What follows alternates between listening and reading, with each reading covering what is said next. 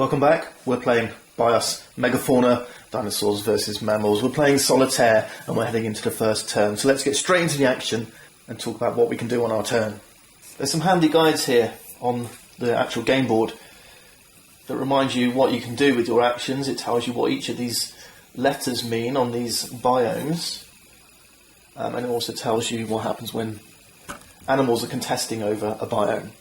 So on your turn, and it's our turn to start because we've got the fewer teeth, we can purchase and play a card, we can resize a species, acculturate a species, or expand an animal. Okay, so we can do one of these four things.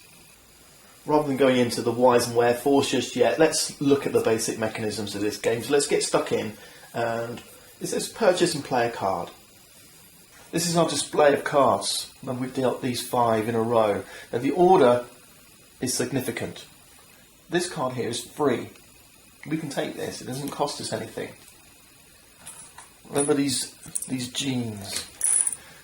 Dummy player's got 10 of these, we've got none.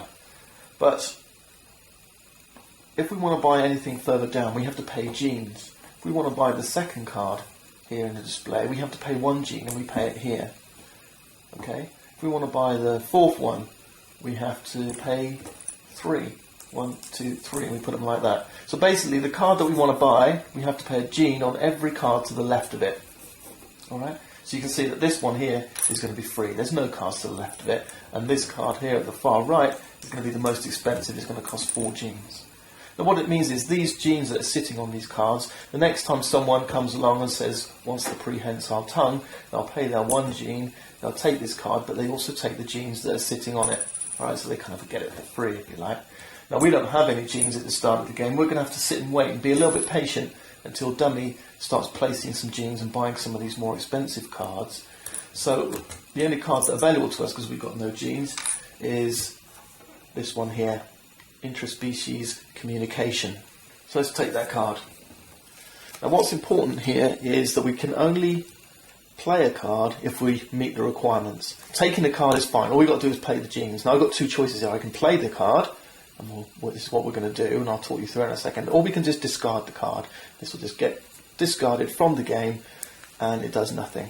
Alright, so there's kind of a waste of a turn. But it may well be that, you know, if there's a bunch of genes here, we might want to take this card. We can't use it, but take it for its genes, discard this, and then we've got a nice supply of genes stacking up.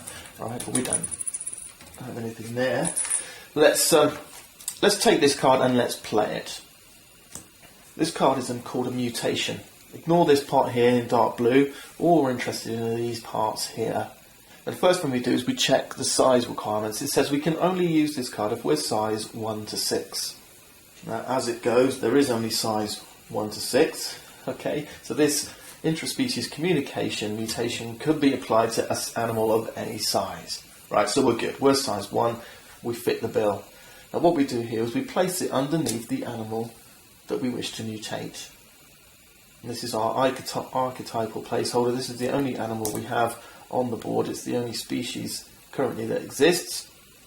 And what that means is now this Dinocroc archosaur can, to some extent, communicate interspecies. Okay, it's got this funny little clacking noise that it makes. And what it brings to us is 2 things. It brings this piece of DNA, a P. If we look over here, it says P is physiology or behaviour. So it's a behavioural enhancement, a piece of DNA that's mutated our species.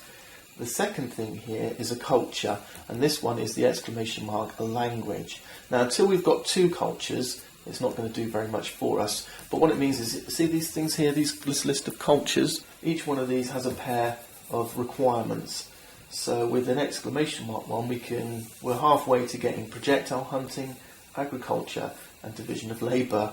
Okay, so they're kind of physiological advances or behavioural advances. So a little bit of an intelligent Dinocroc we've got here with its communication skills, and it has this P gene now, this piece of P DNA. That P is not going to do very much for us right now, but we'll learn about that as we go along. Basically, to exist in any of these biomes, so if we want to move our creatures around, and exist in these biomes have a requirement. Okay, they can only exist or survive in these biomes if they have the DNA required to feed and survive in those biomes. Okay, P is a physiological one as it goes, and none of these biomes are asking for that as a requirement, but it will help us when we come to compete in these environments. Because we're more intelligent, we'll be able to compete stronger in these environments. If you look here in this biome here, for example, in the mountains, the alpine liverwort meadow, it says we need G, the G DNA. That G stands for grazing, okay?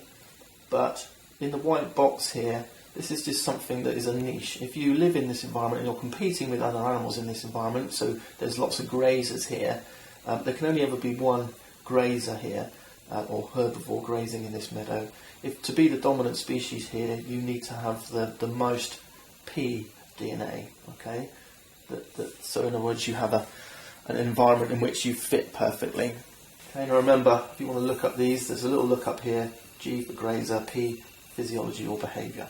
Alright, so that's it. We've done our turn, we've played a card, we've mutated our archetypal species, and we've got a gap here. Everything shuffles down, and we draw a new card from our current period, which is Triassic. So we head over here, grab the top card, and we reveal it, and it's another piece of DNA mutation. Now this time, this is going to go in the display now, and it's going to go and fill this spot in here, so there's 5, yeah? So everything arrives on the far right. So these cards kind of get cheaper as they shuffle down. But before we do that, we need to read, and this is where this effect here happens. It says draw and place 2 new era tiles. So every time you draw a new card from the period decks, prior to placing it in the display, you execute this bit in the dark blue box. So just like setup, we're going to draw some more Mesozoic tiles, these era tiles, and it's 2 as it goes. We'll go and grab those and place them on the board. Now the rules of playing these are slightly different from setup.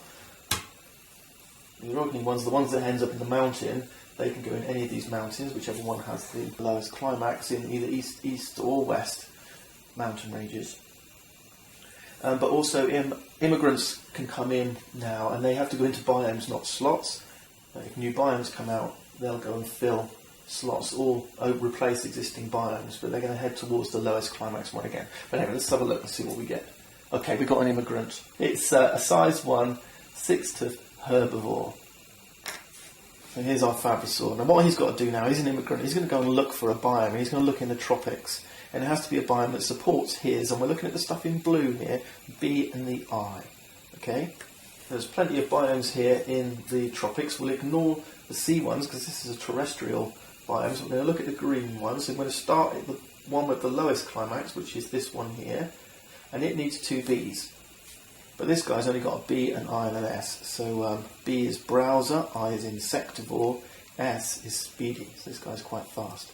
This needs 2 Bs, he's only got 1, so he's not going to be any good here. He's not going to be able to survive here. So we'll skip this one. We'll go and look to the next lowest, which is 26. Yep, 10, 26, yeah. This Lysopod meadow. Now this one only asks for I, insectivore, which he has. He has a B and an I. Yep, he's going to be happy here, feeding on the insects in this meadow. He's a herbivore, so he's going to go underneath this biome. We'll place it here in this slot to show that this is now a herbivore inhabiting this biome, feeding on the insects here. There's two more slots here. There's a triangle pointing up and a triangle pointing down. This is where predators go. Okay, animals that predate on any herbivores sitting here, and also any herbivores sitting here. This bottom one is for burrowing animals. Okay, we'll look at that and we'll see that happening if and when they come out. If a biome supports burrowing animals, they're going to go here, and that means you could have 2 predators, one feeding on the herbivore here and one feeding on the herbivore here. All right, but again, we'll come and see that if and when it happens. We've got a couple of biomes that support burrowing animals. These are the ones like here, here and here. You see how they have 2 upper and lower DNA requirements. These only have 1. These ones will support burrowing. So B for the herbivore sitting here, and H for the burrowing herbivore sitting in this bottom slot. Okay, let's place our second one.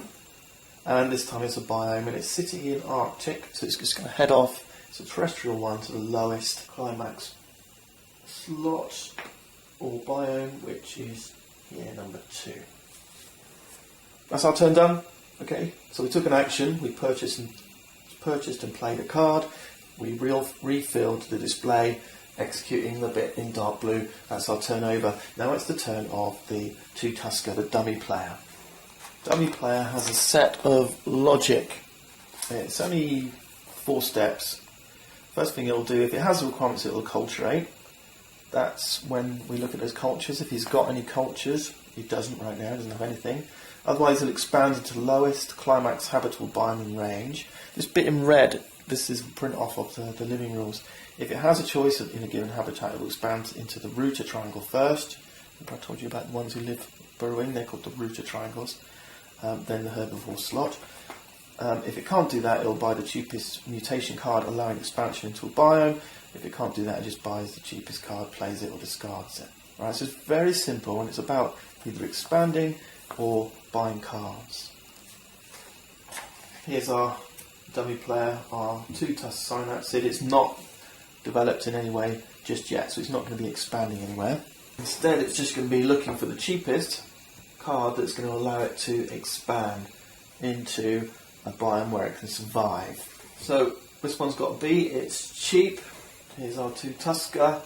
That B is going to allow him to expand into the seed ferns biome here. Okay, it needs a B. And you ignore the thing in the white box, that's just a niche, that's just for when you're competing with other herbivores in the environment. The two-tusker is always size 3. This prehensile tongue is size 1 to 6, so he's good on the size requirement. And the other thing is that range. Okay, how far can these things move?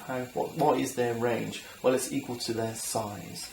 Okay, so if it's a size 3 animal, it can move orthogonally, not diagonally, up to 3 spaces. 1, 2, 3. 1, 2, 3. So that's the logic. It's pretty simple. If buying the cheapest card allows it to expand into a biome where it can survive, it'll buy it. Alright, so bad luck for us because it didn't play any genes. And that's where you can kind of, because the dummy player's behaviour is a little bit deterministic, I could have foreseen that, okay, and perhaps not bought the card and left that up in the second position. So then they would have had to have paid genes to get it out. But there you go. I'm just trying to teach you the rules, not necessarily play well. Anyway, so dummy's going to take this card, and you take the two-tusker with its prehensile tongue. And this is called a stack. Alright, this is a stack of DNA mutations on their species. That's dummy done. He's taken this card, everything shuffles down to the left, and we're going to draw a new card. We'll grab this from the Triassic period. Remember, there's only 6 here. That's 2 gone already. And what do we get? It's another mutation. This one's called Needletooth. And the first thing we do is draw and place 2 new era tiles. Okay, it's going well so far. Let's see what we get. It's an immigrant into the Arctic region, and it's a predator this time. Okay. It's a terrestrial predator, but then there's no water up here. It's in the Arctic, so it's looking for a suitable biome with a herbivore that it can feed on. Well, the only one is this one. There aren't any other immigrants here. So it's going to go and sit here. Remember, the top triangle is where the predator sits. So all we've got to do is make sure that the prey here is a suitable prey for this Velociraptor to survive. Velociraptors have the P DNA, they have AA and SS. AA means he's very aggressive and armoured, SS means he's super speedy. I know that because it says it here and here. So how do you know if this prey is suitable or not? First thing to do is check its size. Now for immigrants are always the same. They've got no size printed on them. They're always the same size as their prey. So that's always a given. Alright, so we're going to assume this predator is size 3, just the same as this guy. The next thing is check the speed. The speed is the number of S's. They've got 2 S's. As long as they've got as many S's or more S's than their prey, then they're fast enough to catch them. Now our ant-eating two-tusker has no speed at all, so that's fine, he passes that test. Now we have to make sure that this guy is not nocturnal. If he has any N DNA, then this guy's out at night, which means the predator's not going to be able to catch them unless they're nocturnal as well.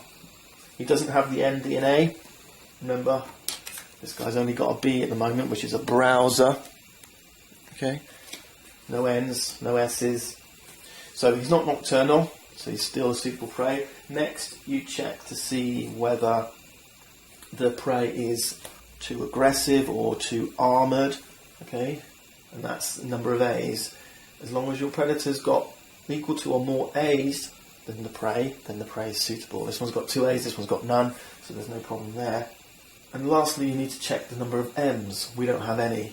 This guy doesn't have any either. But if he had a couple of M's, our prey, then obviously he's marine and he could jump in the water.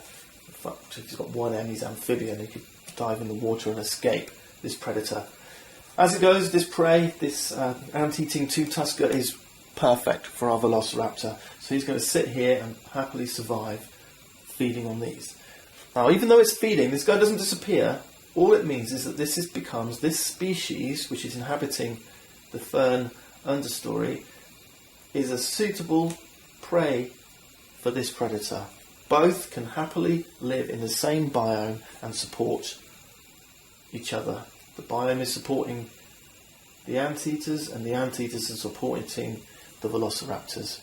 The only way that animals come off the board is if they have competitors. Right? Predators and herbivores support each other, and this is where you can support your own animals. You see, you can build a herbivore and a predator and support your own guys on the board, and thereby get more animal species out onto the board. Right? That's what you're trying to achieve.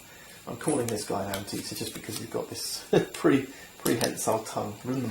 So he's he's probably using it for browsing, isn't he? Yeah, he's reaching the leaves that other animals cannot reach. Okay. That's our immigrant predator, the Velociraptor. The difficulty and why this guy is important to the game is that if I want to try and move my predators, if I develop predators and want to go and use this as a prey item to allow me to populate and live in this biome, I've got to compete now with this Velociraptor, and that's a pretty tough predator to try and compete with. Chances are that this Velociraptor, is going to be pretty dominant in this environment. Right, next we have biome. This is a sunny one in the horse latitude. It's going to go here. Remember, always the slot with the lowest climax value.